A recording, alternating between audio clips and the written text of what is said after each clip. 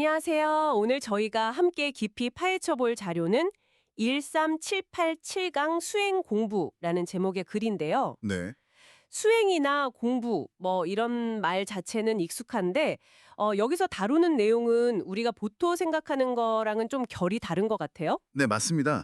상당히 독특한 관점을 제시하죠.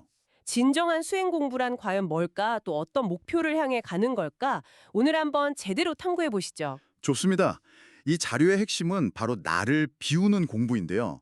특히 이제 자신의 어떤 고정된 생각, 그 논리를 내려놓는 걸 공부라고 보고 있어요. 지식을 막 쌓는 게 아니라 오히려 비워내는 거군요. 그렇죠. 비워내는 과정에 훨씬 가깝습니다. 오늘 저희는 이 글이 던지는 메시지를 통해서 당신이 이 수행 공부의 진짜 의미를 좀 더 선명하게 이해하고 또 이걸 어떻게 내 삶에 적용해 볼 수 있을지 그런 실마리를 찾아가도록 돕는 게 목표입니다. 네, 좋습니다. 그럼 바로 본론으로 들어가 보죠.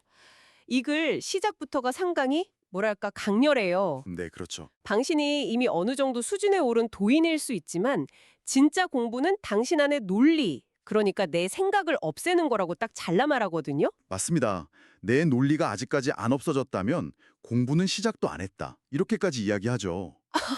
생각을 버려야 공부가 끝난다. 이거 참 역설적으로 들리는데요. 바로 그 점이 핵심인 것 같습니다. 여기서 나를 비운다는 건 단순히 뭐 물건을 버린다 이런 차원이 아니에요. 그런 게 아니군요. 네, 내가 세상을 보고 판단하는 기준, 내 생각의 그 틀 자체, 이 글 표현대로라면 내 식을 버리라는 거죠. 내 식이요? 네, 아주 강하게 표현하는데 니께 하나도 없어졌을 때 공부가 끝나는 거예요. 하나도 없어졌을 때. 네. 심지어는 남들이 보기에 저 사람 좀 모자란 거 아니야? 할 정도로 그러니까 멍청이처럼 보일 만큼 그 주관적인 판단 기준이 완전히 사라졌을 때 그때 비로소 공부가 끝난다고까지 하거든요. 이야, 멍청이라니 표현이 정말 세네요. 그 정도 경지라는 게 뭐 하루아침에 되는 건 아닐 겐데요. 당연하죠. 이건 뭐 평생에 걸쳐서 계속되는 과정일 수 있습니다. 그래서도 분명히 언급해요. 내 논리를 들고 아직까지 못 넣은다? 너는 절대 공부를 끝낼 수 없어요. 공부하는 중 이렇게요. 아, 공부하는 중이다. 네. 어쩌면 죽을 때까지도 계속 공부하는 중일 수 있다는 거죠. 우리가 스님들을 보통 중이라고 부르잖아요. 네네. 그것도 그분들이 늘 공부하는 중이기 때문이라는 그런 해석까지 덧붙이고 있습니다. 어떤 목표 지점에 도달하는 것보다 그 과정 자체에 큰 의미를 두는 것 같아요. 그렇군요. 지식을 쌓는 게 아니라 내 관점, 내 고집, 그 내 식을 덜어내는 공부다. 근데 그게 구체적으로 어떤 변화를 가져오는 걸까요? 내 잣대를 버리면 뭐가 좋은 거죠? 그 내 잣대, 그러니까 나만의 필터를 걷어내면 세상이 있는 그대로 보이기 시작한다고 이야기합니다. 있는 그대로요. 네, 이 글 표현을 빌리면 당신의 말이 잘 들린다, 다 들려, 사회가 잘 보여, 다 보여, 이렇게요.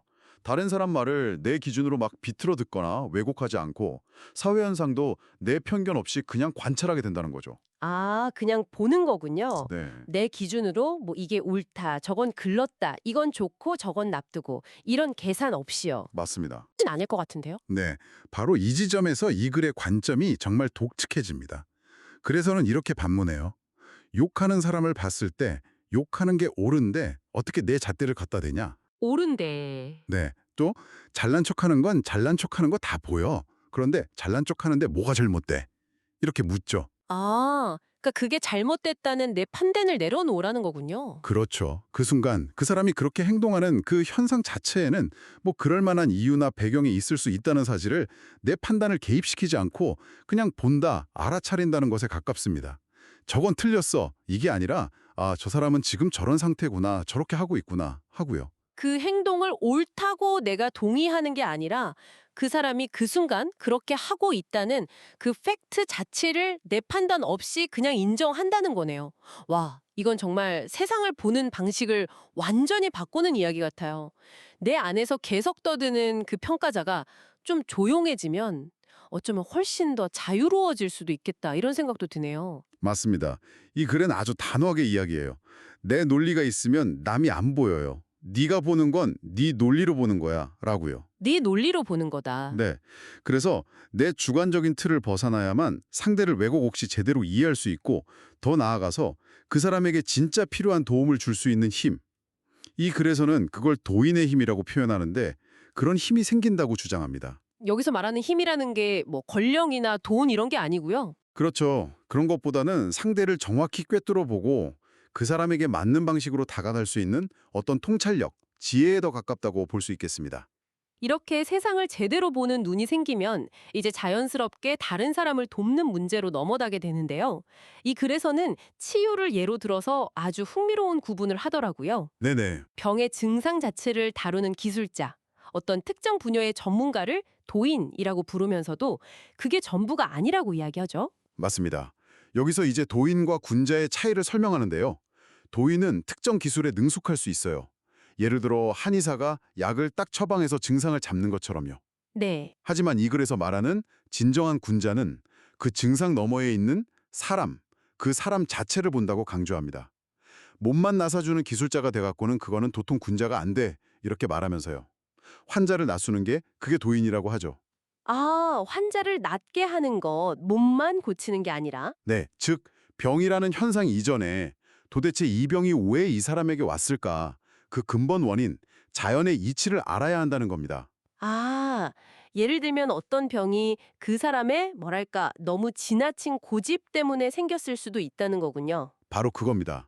증상만 치료하는 건 그냥 임시방편일 뿐이고 그 사람의 내면, 그러니까 병의 근본 원인이 된 어떤 삶의 태도나 마음 상태를 이해하고 그걸 다뤄야 온전한 치유가 가능하다는 이야기죠. 그렇군요. 그러니까 도인이 증상을 고치는 기술 전문가라면 군자는 사람 그 자체를 치유하는 현자에 가깝다. 이렇게 볼 수 있겠네요. 정확히 그렇습니다. 이 글에서는 내 고집 센 사람은 결국은 환자가 되어 라고 말하면서 그 근본적인 문제, 즉 내면의 어떤 불균형이나 완고함을 해결하지 않으면 시간이 지나서 결국 몸으로든 마음으로든 병으로 나타난다고 지적하는 거죠. 결국 이런 문제 해결 능력은 뭐 외부 환경을 바꾸는 것만큼이나 아니 어쩌면 그 이상으로 중요한 내적인 성장에 달려 있다. 이렇게 보는 것 같습니다. 바로 그 내적인 성장의 부족.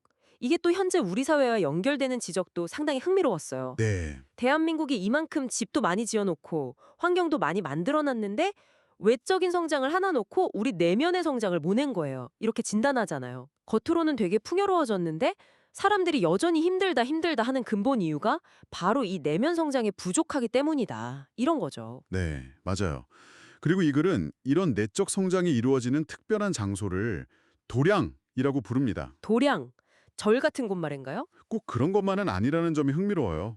우리가 흔히 생각하는 뭐 절이나 명상센터, 그런 성스러운 공간만을 의미하는 게 아니고요. 아, 그래요? 네, 직장, 식당 등 일상의 모든 공간이 바로 내가 공부해야 할 도량이 될 수 있다고 말합니다. 직장이나 식당도요? 네, 심지어 모든 업장도 도량 공부고 전부 다 도량 공부. 공부시키려고 거기다가 그걸 하게 해놓은 거야. 이렇게까지 이야기하거든요. 삶의 현장 그 자체가 수행의 장이라는 거죠. 와, 일상의 모든 공간이 수행처라니 그럼 그 평범해 보이는 도량에서 구체적으로 뭘 어떻게 공부한다는 걸까요? 뭐 특별한 의식이 있는 것도 아닐 텐데요. 핵심은 아주 단순하면서도 어쩌면 굉장히 어렵습니다. 그 공간에서 마주치는 온갖 부정적인 것들 있잖아요. 네, 많죠. 예를 들어 동료의 불평불만, 뭐 상사의 질책, 주변 사람들 잘난 척이나 비난 같은 그런 탁한 기운들.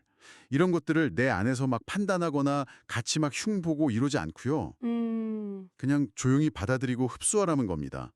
이 글에서는 이걸 주둥이 닫고 받아들인다고 표현해요. 주둥이 닫고 표현이 직설적이네요. 네. 우리 도량에 있으면 오만 소리 다 들어오고 오만 잘난 척 다 듣고 오만 걸 다 우리는 받아쳐야 돼요. 이러면서 말이 없어야 되고 누구 흉 봐서도 안 된다고 강조합니다. 왜 그렇게까지 해야 하는 거죠? 그냥 피하면 안 되나요? 그 이유에 대해서도 설명하는데요. 그 사람들도 다 힘들어서 그러는 것이고 또 어쩌면 나 자신도 다른 방식으로 똑같이 탁한 기후를 내뿜고 있을 수 있기 때문이라는 거죠. 그래서 함부로 판단하거나 비난할 수 없다는 겁니다. 와. 그러니까 주변에 그런 힘든 상황이나 부정적인 에너지를 피하는 게 아니라 오히려 그것을 내 안에서 소화해내는 과정 그 자체가 수행이다? 이런 말씀이시군요. 마치 해독 필터처럼요. 네, 맞습니다. 그럼 그렇게 탁한 것들을 계속 흡수하면 어떻게 되는 건데요? 그게 나한테 좋은 건가요? 유용한 에너지로 바뀌기라도 하는 건지? 바로 그 지점이 이 글의 또 다른 핵심입니다. 이렇게 묵묵히 판란 없이 불평 없이 타인의 어려움이나 부정성을 받아들이는 것. 이걸 이 글에서는 질량이 쌓이는 과정에 비유해요. 질량이요? 그 물리 시간에 배우는 그 질량? 네, 그런 비유인데요. 받아들이고 3년만 주둥이 닫고 받아들이면 이게 질량이 차가지고 질적인 변화, 즉 물리가 일어납니다. 라고 설명합니다. 네. 여기서 물리가 일어난다는 건 뭐랄까 어떤 임계점을 넘어서서 인식의 근본적인 전환이 온다. 이런 의미로 해석할 수 있을 것 같아요. 세상을 보는 깊이나 관점 자체가 달라진다는 거죠.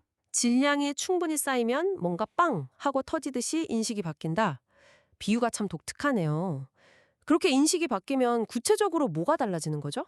그렇게 되면 이전에는 그냥 지나쳤거나 보이지 않던 것들이 보이기 시작한다고 합니다. 특히 다른 사람의 행동 이면에 숨어 있는 아픔을 보게 된다는 거죠. 아픔이요? 네. 예를 들어서 잘난 척하는 사람은 얼마나 아픈 줄 알아? 힘든 사람이 잘난 척하는 거야. 이렇게 말해요. 겉으로 막 드러나는 모습 너머에 있는 그 사람의 고통이나 결핍을 감지하게 된다는 겁니다. 아, 예전에는 그냥 저 사람 왜 저렇게 잘난 척해 하고 그냥 비판하고 말았다면 그렇죠. 그랬다면 이제는 저 사람 얼마나 힘들면 저렇게까지 할까? 하고 그 사람의 입장에서 이해하려는 시선으로 바라보게 된다는 거죠. 이야, 이건 정말 깊은 통찰인데요. 단순히 그냥 참고 견디는 게 아니라 그 과정을 통해서 타인을 더 깊이 이해하게 되고 결국에는 네, 결국에는 그 사람을 진정으로 도울 수 있는 힘이 생긴다고 합니다. 나중에는 그 사람을 도와줄 수 있는 에너지가 내가 나오죠. 이렇게 표현해요. 에너지가 나온다. 네, 그때 내가 건네는 말 한마디는 더 이상 뭐 잔소리나 잘난 척 이런 게 아니라 상대방의 그 아픔을 정확히 만져주고 치유하는 영약, 즉 신령한 약이 될 수 있다는 겁니다. 영약. 이것이 바로 도량 공부의 궁극적인 목표라고 보고요. 타인의 고통 소리를 듣고 구원한다는 관세음 보살 공부나 모든 것을 품어왔는 성모 마리아의 마음 공부에 비유하기도 합니다. 타인의 고통을 흡수하고 이해함으로써 비로소 진정한 도움을 줄 수 있는 존재로 성장한다. 이런 의미겠죠. 이야기가 정말 점점 더 깊어지네요. 이런 관점에서 보면 우리가 흔히 생각하는 종교나 신앙의 형태에 대해서도 좀 다른 시각을 갖게 될 수밖에 없을 것 같은데요. 맞습니다. 이 글은 기존 종교 조직에 대해서도 상당히 비판적인 목소리를 내고 있어요. 네, 그렇죠. 특정 건물이나 장소로서의 교회라는 개념을 넘어서서 교회 아닌 데가 있어요. 여기가 교회예요. 이렇게 말하면서 내가 지금 공부하고 실천하는 바로 그곳이 교회가 될 수 있다고 말합니다. 십자가나 뭐 화려한 건물이 본질이 아니다. 그렇죠. 그런 상징이나 건물이 중요한 게 아니라는 거죠.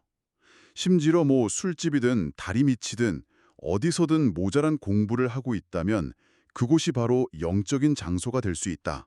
이렇게까지 이야기해요. 그러면서 기존 종교 조직들, 특히 좀 물질적인 것, 재물을 강조하는 그런 행태에 대해서는 아주 날카롭게 지적을 하더라고요. 네. 좋은 말은 다 주워다가 써먹고 재물만 가져오랍니다. 재물만. 이렇게 비판하면서 그런 외부 조직에 의존하지 말라고 아주 강하게 경고합니다. 의존하지 마라. 네. 핵심은 어떤 조직이나 시스템에 기대는 것이 아니라 내가 직접 하느님의 뜻, 여기서 말하는 하느님의 뜻이란 결국 사람을 널리 이롭게 하는 것인데 그것을 이해하고 스스로 실천하는 데 있다고 보는 거죠. 스스로 실천하는 것. 네. 진정한 하느님의 제자는 어느 조직에 소속되어 있느냐가 아니라 그 뜻을 실천하느냐로 증명된다는 겁니다. 어디 조직에가 믿어주지 말고 내가 해, 내가. 남을 믿지 마. 이 구절은 이런 주체적인 실천의 중요성을 정말 강하게 보여주는 것 같아요. 결국 이 모든 이야기들, 그러니까 나를 비우는 공부부터 시작해서 일상 속 도량에서의 수행, 그리고 종교에 대한 관점까지 이 모든 것이 가리키는 궁극적인 삶의 목적은 뭘까요? 어디를 향해 가는 걸까요? 이 글은 우리가 이 땅에서 이렇게 육신을 가지고 사는 이 삶이 어쩌면 마지막 일생일 수도 있다는 점을 먼저 상기시켜요. 마지막 일생, 네. 그러면서 남은 몇십 년 동안 그럼 우리는 무엇을 해야 할 것인가? 이걸 묻는 거죠. 뭘 해야 할까요? 그리고 그 답으로 제시하는 것이 바로 홍익인간의 정신입니다. 아주 거창하지 않더라도 한 뜸이라도 나를 불사러 갖고 사람한테 널리 이롭게 하면서 인생을 마치려고 노력을 하는 것. 이것이 우리가 추구해야 할 길이라고 이야기하는 거죠. 나를 불살라서 남을 이롭게 한다. 비록 완벽한 도움을 주지 못하더라도 그런 마음으로 살아가려는 그 노력 자체가 중요하다. 이런 메시지군요. 네, 바로 그렇습니다. 그리고 이 생에서의 그런 노력이 단순히 이 생에서 끝나고 마는 게 아니라 뭔가 더 큰 차원, 우주적인 관점으로까지 이어진다는 그런 암시도 있는 것 같아요. 맞습니다. 우리가 여기서만 하느님의 일을 하는 게 아니에요. 여기서 우리는 다 해보고 나서 우리는 또 우주 천상 가서 또 해야 돼. 그 기초를 여기서 다듬는 거란 말이야, 기초를. 이렇게 말하면서 지금 이 삶이 다음 세계 혹은 더 큰 배움을 위한 어떤 준비 과정이라는 시각을 제시합니다. 현재의 실천이 미래의 영적인 성장을 위한 토대가 된다는 거죠. 오늘 저희는 1378강 수행 공부라는 자료를 통해서 나를 비우는 것에서부터 시작해서 세상을 편견 없이 바라보는 법, 문제의 근원을 치유하는 길, 또 일상 모든 곳이 수행처가 될 수 있다는 관점, 그리고 궁극적으로는 다른 사람을 이롭게 하는 삶의 목적까지 정말 깊고도 독특한 이야기들을 나눠봤습니다. 네, 그렇습니다. 핵심은 결국 내 안에 단단하게 자리 잡은 그 생각의 틀, 내 논리와 내 잣대를 끊임없이 돌아보고 내려놓으려고 노력할 때 그때 비로소 세상을 제대로 보고 또 타인에게 진정한 도움을 줄 수 있는 힘이 생긴다는 것이었죠. 네. 어쩌면 단심이 기존에 가지고 있던 생각에 좀 도전이 되는, 그래서 조금만 불편하게 느껴졌을 수도 있는 그런 관점이었을 겁니다. 마지막으로 이런 질문을 던지면서 오늘 마무리할까 하는데요. 이 글의 논리대로라면 당신이 진정으로 자신의 잣대를 내려놓고 상대를 대할 때 당신의 말은 더 이상 이건 내 생각인데 하는 주장이 아니라 상대방의 필요나 아픔을 정확히 건드려주는 영약이 될 수 있다고 합니다. 네. 그렇게 되면 굳이 막 설득하려고 애쓰지 않아도 사람들이 자연스럽게 당신의 말에 귀를 기울이게 될 것이라고 하고요. 만약 내일부터 당신의 대화 속에서 내 생각은 이렇다고 말하기 전에 아주 잠시라도 멈추고 저 사람은 지금 왜 저렇게 말하고 있을까? 저 사람의 진짜 필요는 뭘까? 이걸 먼저 헤아려 보려고 노력한다면 당신의 소통 방식과 관계에는 과연 어떤 변화가 일어날 수 있을까요? 한번 조용히 되새겨 보시는 것도 좋지 않을까 싶습니다.